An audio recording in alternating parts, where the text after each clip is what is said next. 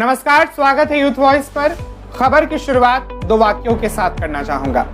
तुम्हारी फाइलों में गांव का मौसम गुलाबी है, मगर ये आंकड़े झूठे हैं, ये दावा किताबी है। पर ये वाक्य किस लिए, वो आपको बताते हैं। देश भर में कोविड वैक्सीन की भारी किल्लत है। ऐसे में 45 साल से ज्यादा उम्र के हजारों लोग अपने दूसरे डोज के इंतजार में हैं और दूसरे डोज का समय बीतता जा रहा है। इस वजह से कई लोगों के मन में ये सवाल है कि अगर पहला टीका कोविशील्ड का लगा है तो क्या दूसरा टीका किसी और कंपनी का लगवा सकते हैं। सवाल ये भी है कि दो टीकों को मिलाने के बारे में हम अब तक क्या जानते हैं, इसके पीछे का विज्ञान क्या है। तो चलिए आपको बताते हैं कि अब तक इस मामले में क्या कुछ जानकारियां निकलकर सामने आई हैं। विशेषज्ञों का कहना है कि कुछ समय के लिए अगर वैक्सीनेशन में देरी भी हो जाए तो कोई बुराई नहीं है। जल्द ही लोगों को कोरोना वायरस के खिलाफ आंशिक रूप से टीका लगाने की इजाजत मिलेगी। लेकिन इसके बावजूद एक सवाल लोगों के मन में लगातार बना हुआ है और वो यही है कि क्या पहला डोज कोविशील्ड और दूसरा डोज कोवैक्सीन का लगवा सकते हैं। ऐसे में टीकाकरण कितना प्रभावी रहेगा।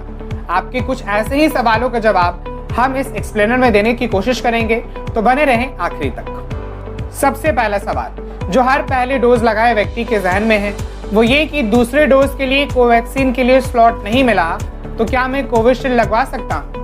इसका जवाब है नहीं। भारत में स्वास्थ्य और परिवार कल्याण मंत्रालय द्वारा इसकी सलाह नहीं दी जाती है। अभी तक आपको अपने टीकाकरण चक्र को पूरा करने के लिए एक ही टीके की दो खुराक कोविशील्ड अथवा कोवैक्सीन लगवाने की जरूरत है।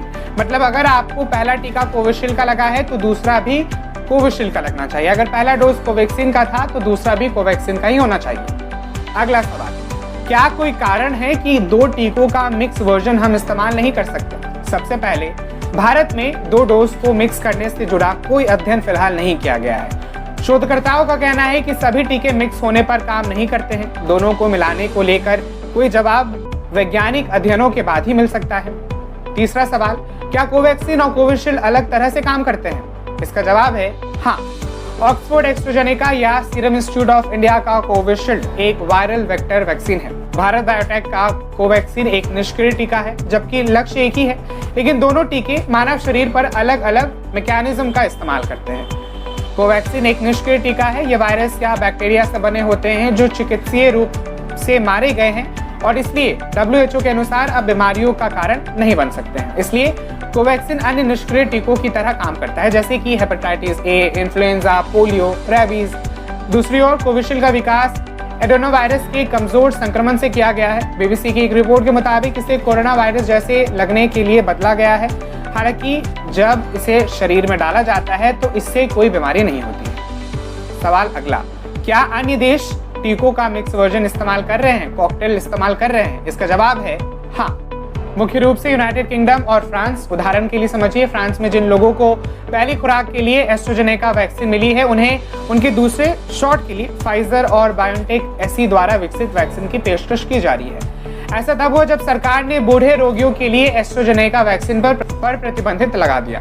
यूनाइटेड किंगडम में एक चल रहे अध्ययन में कुछ लोगों के साथ प्रयोग किया जा रहा है जिन्हें एस्ट्राजेनेका के शॉट की पहली खुराक मिली और उसके बाद फाइजर की वैक्सीन लगी है। यूके में हो रहा स्टडी में क्या पाया जा रहा है। लैंसेट मेडिकल जर्नल के मुताबिक ऑक्सफोर्ड विश्वविद्यालय के शोधकर्ताओं ने बताया कि मिश्रित खुराक यानी कि कॉकटेल लेने वालों ने मामूली दुष्प्रभाव की खबरें दी है।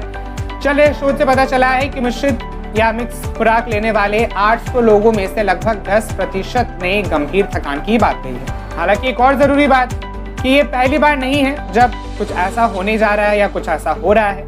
पहले भी वैक्सीन के मामले में मिक्स एंड मैच का फॉर्मूला अपनाया गया है, जिसको बूस्टर या हेटेरोलॉग्स ऑफ प्राइम के नाम से जाना जाता है। इबोला जैसे संक्रामक प्रकोपों में उपायों के लिए कॉम्बिनेशन ट्रायल किया जाता है और ये साफ तौर पर कारगर भी देखा जा सकता है।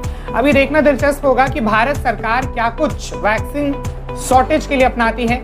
बाकी आप सबसे यही अनुरोध रहेगा कि अपना नंबर आने पर वैक्सीन जरूर लगवाएं और हर लेटेस्ट अपडेट्स के लिए यूथ वॉइस के फेसबुक पेज और यूट्यूब चैनल को लाइक, शेयर और सब्सक्राइब जरूर करें। आपके साथ मैं पीयूष प्रियदर्शी। अपना पूरा ख्याल रखें। शुक्रिया।